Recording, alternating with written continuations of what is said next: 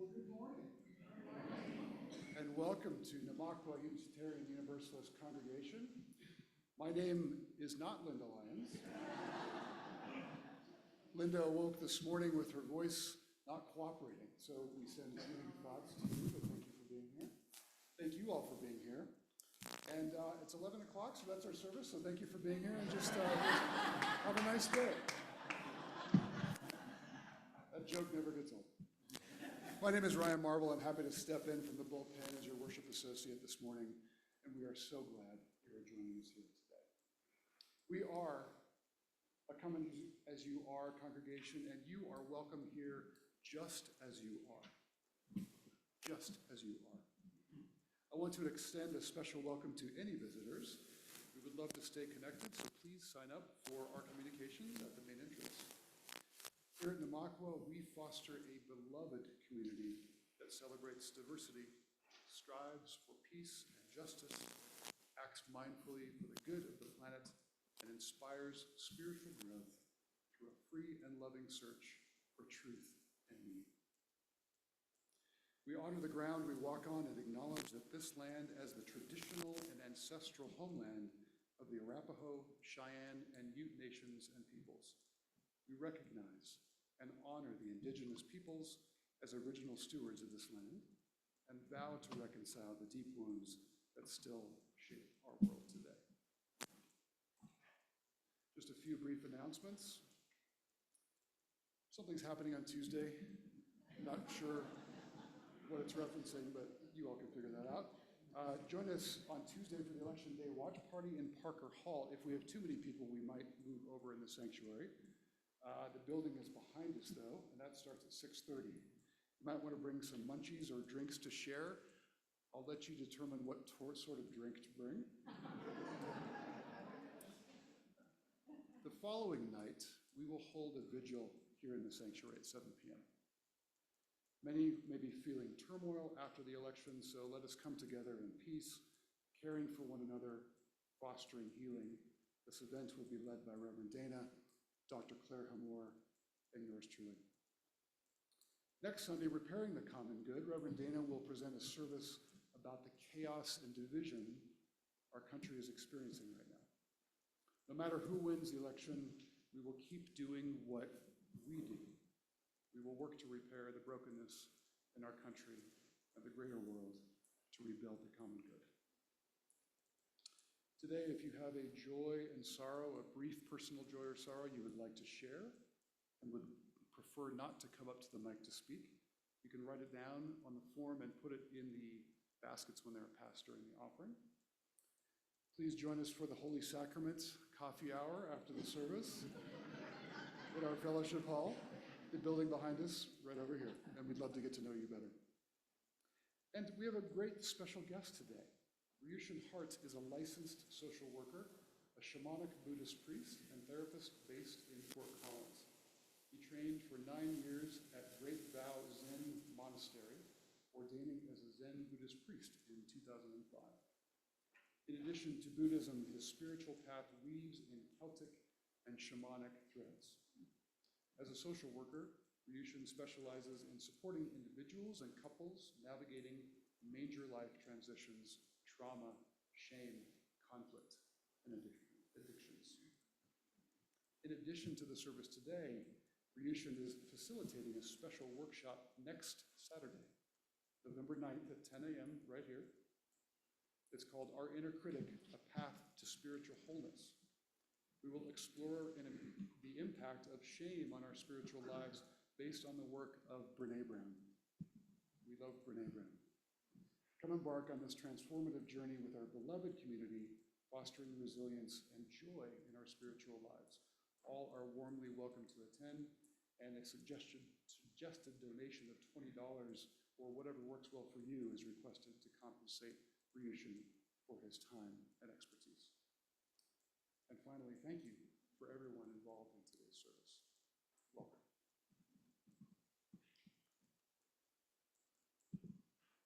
By John O'Donohue, called For Courage. When the light around lessens and your thoughts darken until your body feels fear turn cold as a stone inside.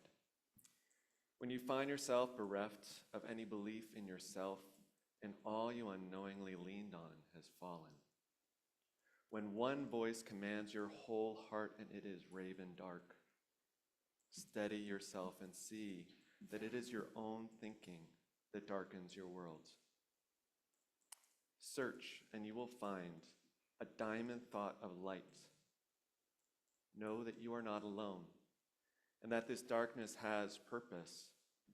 Gradually, it will school your eyes to find the one gift your life requires hidden within this night corner.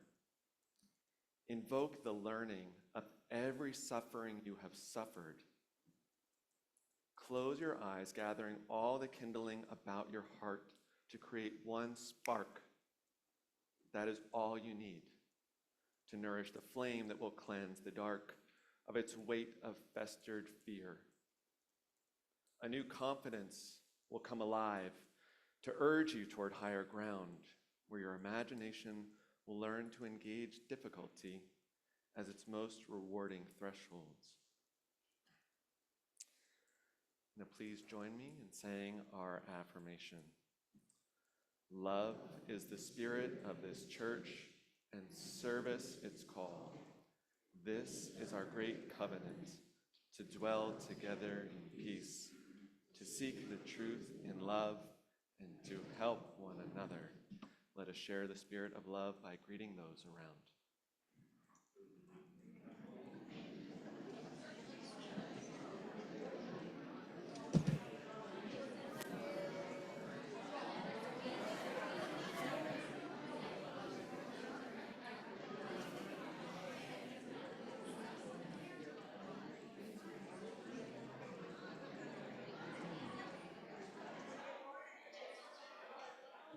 Good morning.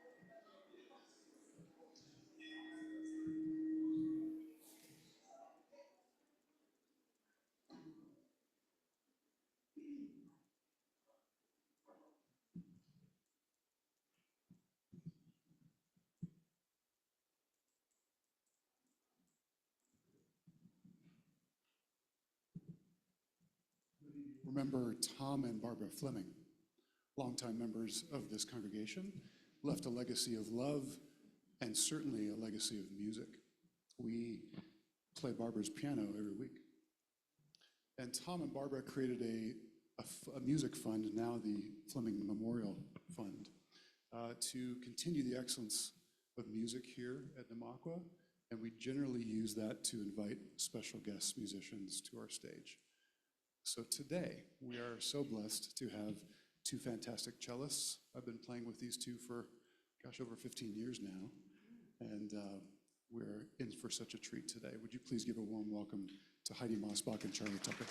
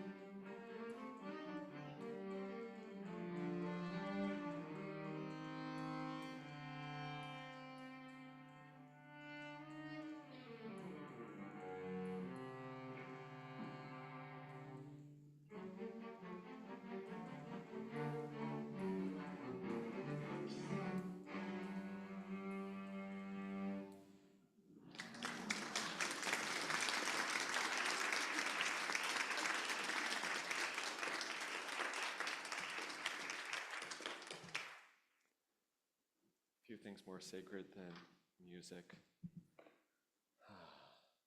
So now it's time for a story for all ages. If we have any young people who feel inspired, they're welcome to come up now.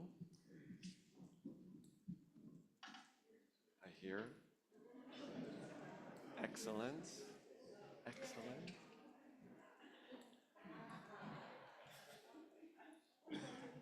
You're youngins. Yeah. Heck yeah. So this is a story called A Rumor. What's a rumor? Yep, spread about somebody, something spread about that's not necessarily true. Yeah. So in this story, the rumor is about somebody who thinks the world's breaking up. Yeah, which isn't true. And so there's an invitation for you and also the people who feel young at heart. When the question is asked, why are people running? The answer is, the world is breaking apart. Run for your lives. I invite you to join in. You're going to have fun with this, right? Exactly. I love it. Okay. So this story takes place a long time ago, as many stories, good stories do. And it takes place in a jungle, which was filled with palm trees. It was filled with delicious mangoes and papayas. And in this jungle, there was a rabbit who worried about everything. He worried about whether there was going to be enough food. He worried about whether it was going to rain. When it was raining, he worried whether the rain was ever going to stop. He worried about why his eyes were green. He worried about everything. And one day he sat down for a nap, which was his favorite place for worrying because he could worry interrupted. And as he was taking his nap, this thought occurred to him of what would happen if the world just started breaking up into little pieces. And just at that time, this ripe mango fell from high up and crashed down onto this bed of dried palm leaves, making this loud, startling the rabbit awake. And the rabbit said, "Oh my God, the world is falling apart. I better get out of here." And without looking back, he took off. And as he was running, he passed by another rabbit, and she said, "What is going on? Why are you running so fast?" And he said, "The world is breaking apart. Run for your lives." And she said, "Oh my God, oh my God." And she ran with him. And then there were other rabbits that saw them, and they started running, and they ran so fast and so far that they ran through their home and into the thicket, which is where the boar lived. And there was a boar who was bathing himself in mud, which is his favorite thing to do. And all of a sudden, these rabbits start whirling past him. And he says, "What is going on? Why are you running so fast?" And they said, "The world is breaking apart. Run for your lives." And the boar was like, "Oh my God, this must be serious." And so he started running, and then more boars started running, and now you have hundreds of boars and hundreds of rabbits, and they're running so fast and so far that they run out of the thicket, and they run into the marshes, which is where the deer live. And the deer, they've got very sensitive ears, so they heard all this, of all these hundreds of animals coming, and as they were approaching, the deer said, "What is going on? Why are you running?" And they said, "The world is breaking apart. Run for your lives." Thank you so much. Yes. And now you have hundreds of deer, and you have hundreds of boar, and you have hundreds of rabbits running, and they ran so fast and so far, they ran to the fields, and then they picked up rhinoceros along the way, and they picked up tigers along the way, and birds of all beautiful colors are flying. There's all this mass, and then in the distance, there's a lion. And the lion hears these people these animals that are saying, "The world is breaking apart. Run for your lives." Now this lion took a breath, and the lion got up onto a tree to try and look behind all these animals and say, "What is this world breaking up look like?" And she did not see explosion, she did not see flooding, she did not see fire or smoke or anything, but what she saw was all these animals running so fast, she thought somebody's gonna get hurt. And so she ran in front of these animals and let out a ginormous which for one moment inspired all of these animals to be more scared of the lion that was in front of them than whatever was happening behind them. And they all screeched to a stop. And the lion turned to the birds and said, "What did the breaking up of the world look like?" And the birds squawked and said, "Rawr, ask the tigers." And the lion looked at the tigers, and the tigers pointed to the rhinoceros, and the rhinoceros pointed to the deer pointed to the boar pointed to the rabbit, and the rabbit, they pointed to this one rabbit who said, "Well, I don't actually recall." And so the lion said, "Okay, get on my back, Rabbit. And they said, you stay here. We're going to go figure this out. And she ran as fast as she could with a rabbit on her back, through the thickets and the marshes, all the way back to the place where the rabbit had been taking a nap. And he said, here I was, and I heard this loud sound, and it was clearly the sound of the world breaking apart. And they looked around, and the lion said, I see this fresh mango, and I think this seems to be the most likely thing. You were sleeping, you heard this loud sound, you were already scared. And the rabbit said, you're probably right. And so, okay, great, get on my back. They ran back, got to the animals who were debating whether the lion and the rabbit were coming back at all, thought that maybe they would just, be dead. But we're grateful that the lion and the rabbit came back, and they said, so here's what happens. And the lion turned to each of these animals and said, did not one of you ask for some evidence before you started running like your head was on fire? And they all kind of looked at their paws and shuffled their feet and said, no, not exactly. The lion said, go home. And so they did, including our rabbit friend, who went back, and he was pretty tired by this point. I mean, he hadn't gotten a full nap, and then there had been all the running and the screaming. And so he got back to his place and got back to his napping place, and he looked and he saw that mango, and he kind of chuckled to himself. He had been kind of silly. And for the first time in a long time, he had a good rest. So, my question to you is, what have you two seen where there are people being like the rabbits, freaking out for something that maybe not deserving of that level of anxiety in yourself or in others? And if other people have wisdom, they're welcome to call out as well. You never see people getting a little too anxious? You can't think of it? Yeah, please. The election! Oh my God! The world is breaking apart! Run for your lives! I asked this to one 5-year-old, and they said, hurry, you're going to be late. Consider it. Another 5-year-old said, Mondays aren't real. Right? Yeah. So there are these things. And I guess the other question that I have for you all is, when you feel anxious, what is it that helps you to calm? What? Theater. Yeah, great. Hugh Jackman. Fair enough. Okay. To each their own.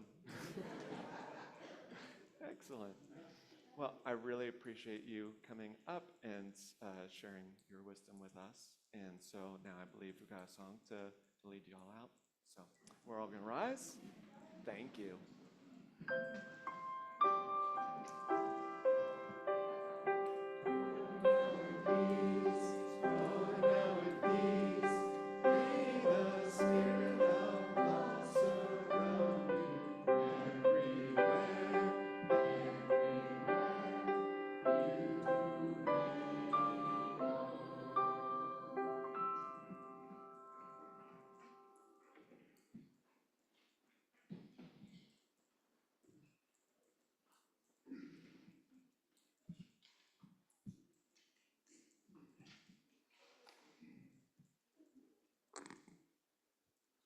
Resilience is the ability to become strong, healthy, or successful again after something negative happens. These are some thoughts on the topic by Valerie Burton, author, coach, and speaker. 5 things resilient people do. They are authentic. Resilient people are at peace with their humanity. They are flexible thinkers. Even if occasionally they struggle with negative thoughts, resilient people are self-aware enough to notice when their thinking is counterproductive. They are mostly optimistic. Research shows that optimists live as much as 9 years longer than pessimists. They reach out. Resilient people don't go it alone. They use their strengths. Everyone has innate talents and strengths. When faced with a challenge, there's power in tapping into those strengths. The talents given you that come naturally to you. Authentic, flexible, mostly optimistic, reaching out, using your strengths. This is the time for us to be resilient peoples in the face of uncertainty and turmoil. Come, let us worship together.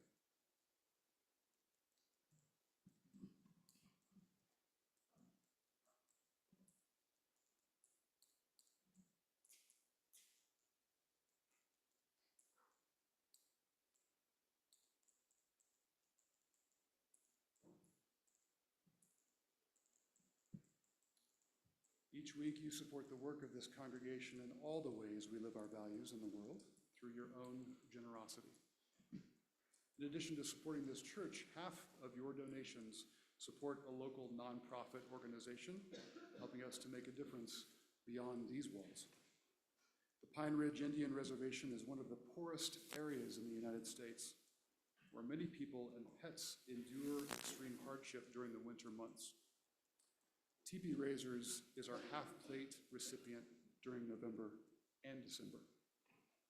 This season, as part of Indigenous Heritage Month, we are supporting the Teepee Raisers with their gift and food drive. Our support can truly help save lives. The list of needs is in the newsletter that went out last week, and you can pick up flyers with a list at the entrance. Thank you for your generosity.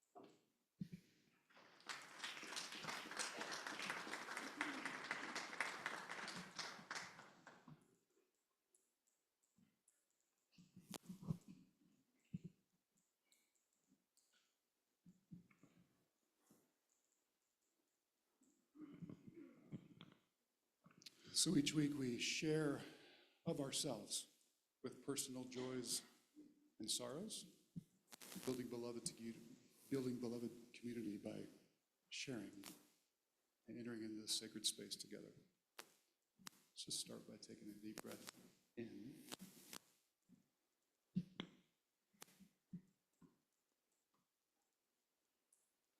If you have something to share, you can raise your hand. I'll bring you the mic or come forward.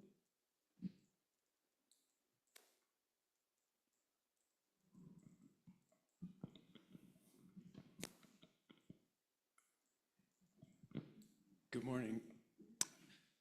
We came in late, just at the last minute, and Ryan was playing, and somebody said, "Good to see you back." And Kate and I have not been here every week, but it did feel like coming home. And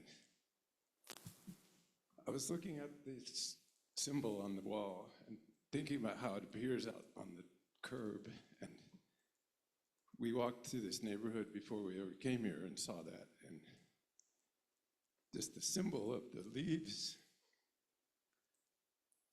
the light and the mountains and the cup. It's like so many pieces, but just one message of wholeness and connectedness. Like it's all like a unit, but it's spacious and whole. And it's very joyful, and that's what I want to say. There's a lot of pain, but it's all joy, and it's wonderful. Thank you. Share some heartbeats. Thank you. I have joy because of those two people sitting right there. I was able to go to the 40th annual powwow up in Fort Collins, and I thank you. I thank everyone who participated. It was splendid. My sorrow is that I have an older son who has pretty much given up, and I don't know how to bring him back. So that's it. I'll shut up now.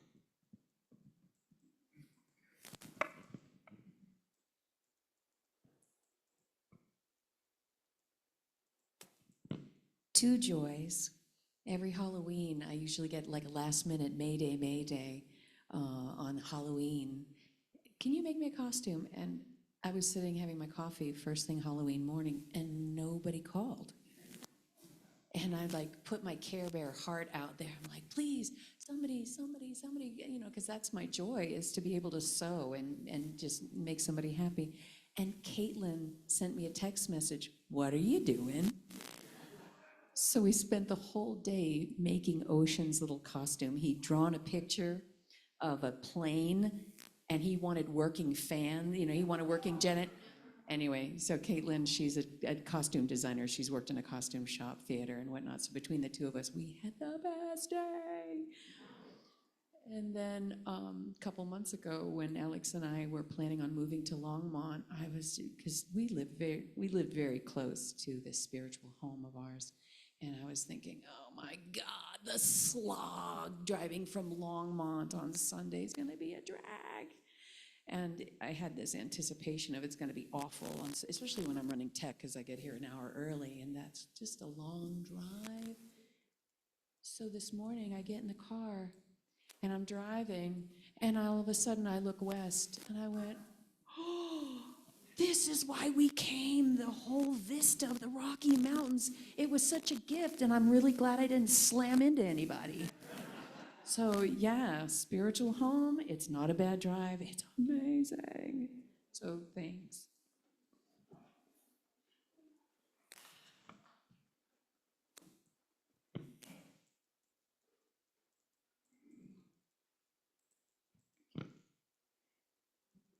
My name is Vicki, and those of you who've been around a long time know that my husband and I have been together a long time, 63 years actually. So and you also know that his health has been declining, which is very difficult to watch when you've been together that long. So things had been kind of tough, and I think it was a couple months ago when the UU Writers group, I don't remember what the theme was, but one of the songs that it suggested just to listen to, and I apologize that I have no idea who wrote it or who this person was, but the song was called May I Suggest? And the gist of the song was, whatever place you're in right now, may I suggest these are the best days of your lives. Well, it was kind of hard for me to take for a while. And then I took a deep breath and I thought, yeah, maybe. Well, the latest development is that Tom is now on oxygen. So our home has been transformed. I'm learning to watch where I step so I don't traipse over 50 feet of green cord now. Any of you have seen this in the past, it was white. And I said, is it green now so you can be sure to see it? Yes, it's very green. There's a little machine that sounds like the dishwasher's running all the time. And so I've had a rough couple of days.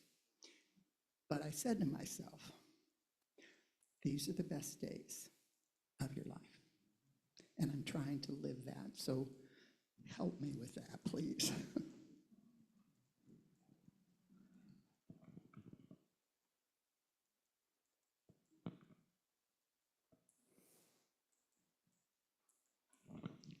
Hi, I'm Pete, and I'm kind of disappointed today because we were going to have Rachel come from Jordan to Phoenix, Arizona, and attend the wedding of my second daughter. She really isn't my second daughter, but they grew up together from kindergarten to high school. Anyway, Rachel can't get out of Jordan because they're canceling all the flights again, but we're going to go down and be happy as we can be in Phoenix at my second daughter's wedding. Claire is just an absolutely fantastic young lady, and she's found the true love.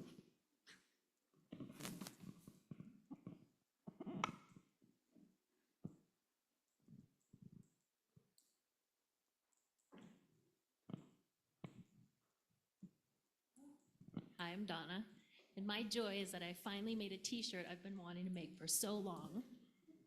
Can you see it from where you are? It says, listen with both ears.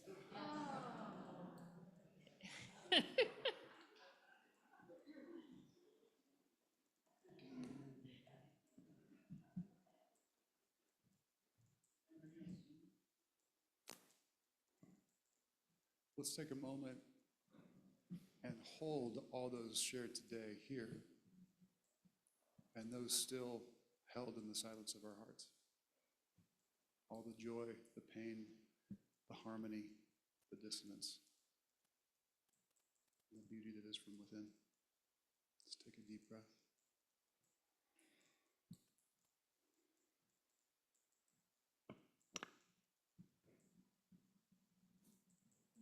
That deep breath,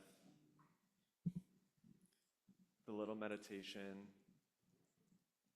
noticing where you feel the breath in your body right now, in your nose, your chest, and your belly.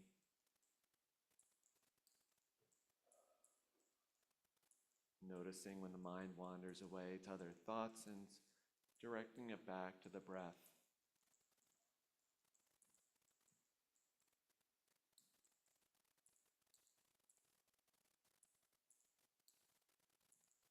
Understanding that this is the best moment of our lives, living into that truth, that perspective, and breathing as if it is the best breath of our life, because it is the one that we are breathing right now.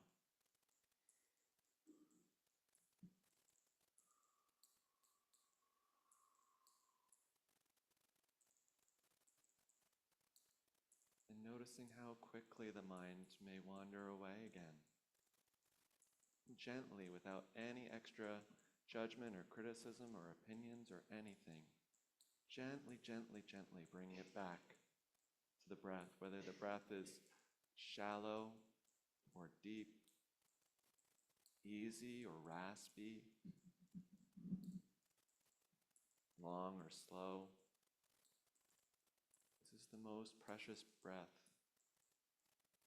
Can we feel it even more?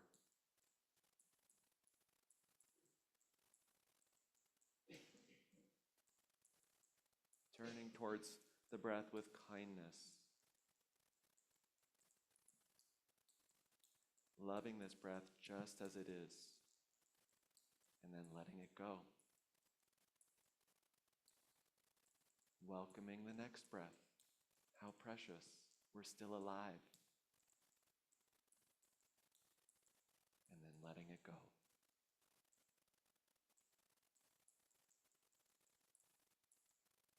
Being in this flow of life, of welcoming and releasing.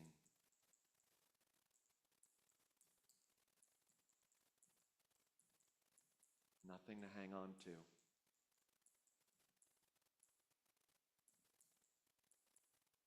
And yet we're met again and again and again.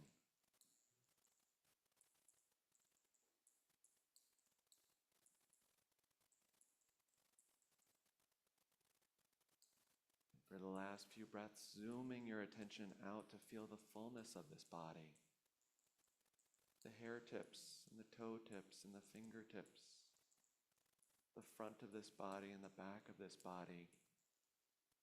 The totality of this experience of being human here today. How precious. With the parts that are cold or warm. Neutral, pleasant, unpleasant. May we accept this body as the most precious body of our lives.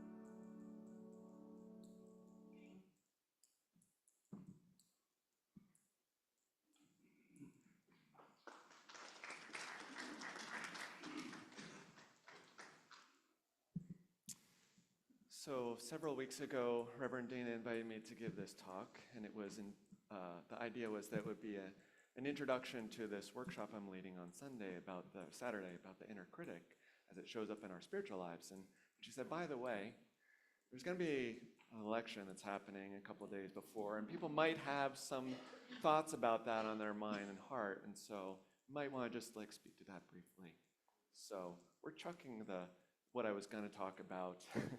If you're interested, if you recognize you have an inner critic, come next Saturday. And so, again, let's start with just a deep breath.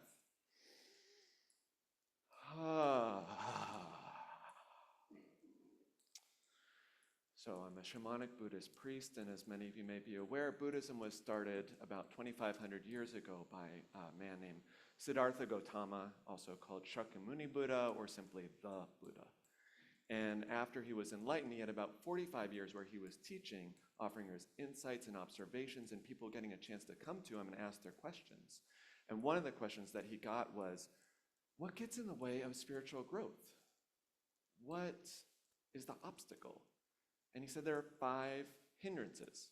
He said, and this is not, Buddhism does not deal with evil. We're not so much about the evil thing. Rather that these things, when we dwell in them, are problematic. When we allow them to stir within us, fester.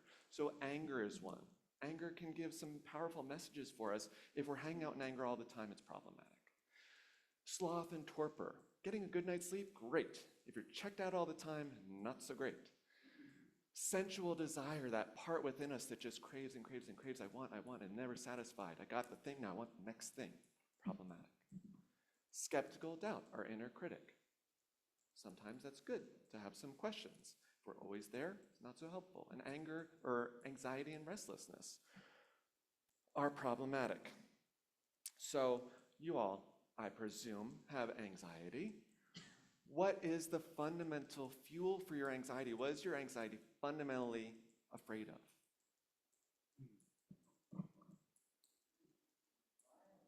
Violence. Okay, why violence? Because, right, safety, and because we don't know. We don't know when violence, we don't know, are we safe? I don't know with 100% certainty that my family members are safe right now. I can't say that for certain.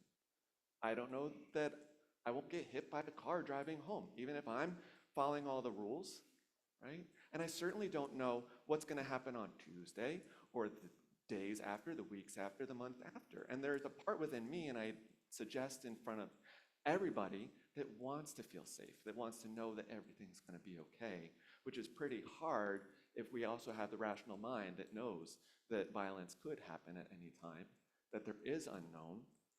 And, the way that Helen Keller put it, quote, security is mostly a superstition. It does not exist in nature, nor do the children of men as a whole experience it. Avoiding danger is no safer in the long run than outright exposure. Life is either a daring adventure or nothing. And she seemed to live into that, And it feels important to acknowledge that I embody a straight, white, cis American body. And so as we look at the election, people who are female-bodied are going to have a different level of risk. LGBTQIA family members are going to have a different perception of risk. And our immigrant and refugee family members are going to have a different perception of the risks that may come as a result of Tuesday and the days and the weeks and the months to come after. So let's acknowledge that our experience of anxiety around this particular event is going to vary, and simultaneously explore, investigate. That's what the Buddha encouraged us to do. Is he didn't say this is the truth. He said, this is my observation. See if it's true. See for yourself. See for yourself if dwelling anxiety is ultimately helpful for you or not, right? Because anxiety can only see the world through the filter of danger. That is its job description, and it is good at its job. It's really good at its job. The problem is that, just to jump briefly into my social work, Western neuroscience. So when we do brain scans, we can see that the part in our brain that responds to anxiety, the amygdala, that initiates our fight, flight, freeze, and fawn response, gets activated, and the more that we activate it, the more faster it responds and the longer it stays active. And that is not because it's keeping us safer. That's just because it's wired together, right? So if you choose personally to dwell in anxiety, that is your choice. My invitation is to be conscious and clear about what you are doing, right? And the consequences that it has for you, because anxiety, it does release adrenaline and cortisol into our system, which is great if the thing that you're facing is a bobcat and you need to fight or you need to get out of there. But if what you're facing is an election and potential violence, and you're sitting at your TV or you're scrolling on your phone or you're listening to a podcast or a radio, or you're lying in bed at night in the dark and your mind is spinning, what's going to happen, it might not be helpful. And in my experience, the spiritual path is fundamentally about taking responsibility for our lives, our choices, and the consequences of those choices. Right? And that means that we're not allowing society, which is, let's be honest, a very anxious place to be right now, or social media that has a financial profit to inspiring us to be anxious or angry or both, or even our family of birth and the stories we might have heard growing up, to not let any of those externals be an excuse for not taking responsibility for our mind, our heart, right? The Buddha gave a simile. He often used similes to depict what's going on. And with anxiety, he said, it's like there's water in a pot, and the water is so churned up by the wind that somebody who can see perfectly clearly would not be able to make out their own reflection. Right? When anxiety is stirring us, we are not able to see clearly. That's not its superpower. So, okay, anxiety's problem. What does Buddhism have to say? First, being aware when you're anxious. You got to know. Recognize the thoughts. Thoughts are flowing that are anxious. Knowing the constellation of sensations. Maybe it's nausea, maybe it's a headache, maybe it's a shaky leg, maybe it's elevated heart rate, whatever it is for you, your body, heart, mind system that says anxiety is present. That is the first thing, is to recognize anxiety is present in my body. The second thing is to recognize you have some degree of control. I think of our attention like a spotlight. And if we recognize the spotlight is focused on anxiety, even for half a breath, saying, over here. And then it flips back. It's like, but what about? Bring it back, right, to something else. That could be the breath. That could be the body. That could be the ground. The third thing is to ask questions. Like the lion asked, what are the signs that the world is breaking up right now? Right? And we're gathering information to determine whether we should be freaking out. And hopefully, if the answer is yes, we will ask the follow-up question of, and would freaking out help? I've asked myself that question, and I've never gotten a yes. Invite you to explore. And then the fourth thing is to surround yourself with other people who are calm, or at least aspire to be calm. Right? Because anxiety is contagious. And if we're hanging out with people who are anxious or more prone to anxiety, we're more likely to feel anxious. Just like if you're hanging out in a casino, you're more likely to gamble. Don't be so surprised if you walk out with less money. So I mentioned it can be humbling to read these stories of the Buddha 2,500 years ago and recognize, like, they've got a lot of the same problems in an Indian village in the Iron Age to myself. Like, that can be very humbling to recognize.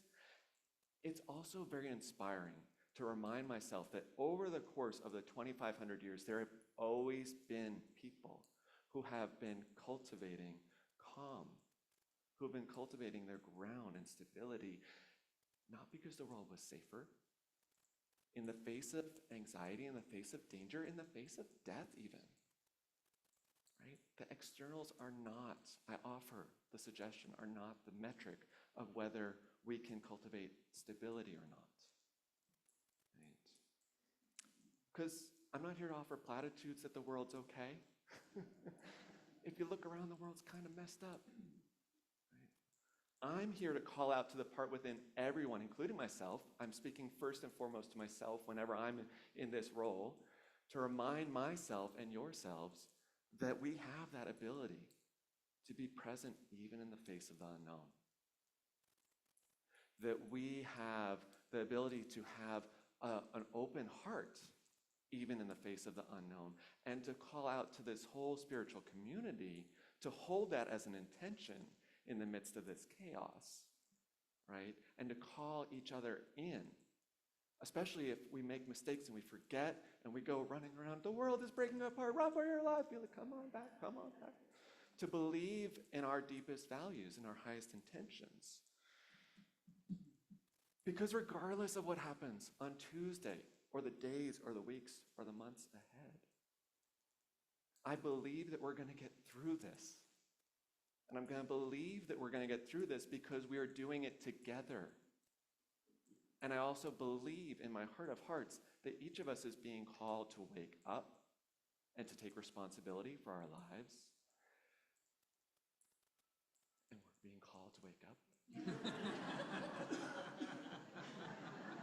And when we're called to wake up, everything becomes an opportunity to wake up, a reminder to wake up. Thank you.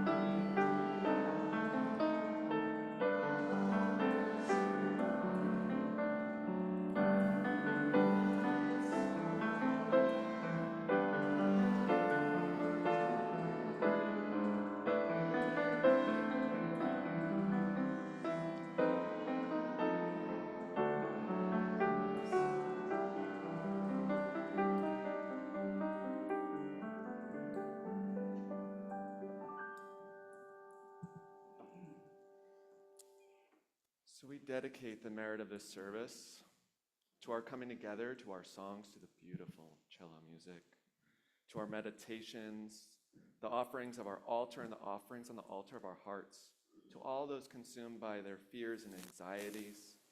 May their hearts receive a spark to nourish the flame that will cleanse the darkness of their festered fears. And may we cultivate the courage as sacred community to stay grounded and open-hearted in this time of change.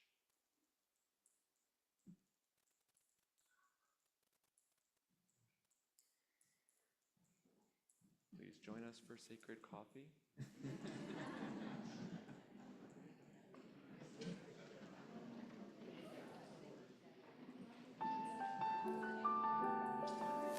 Thank you. Oh, excellent, excellent. It's my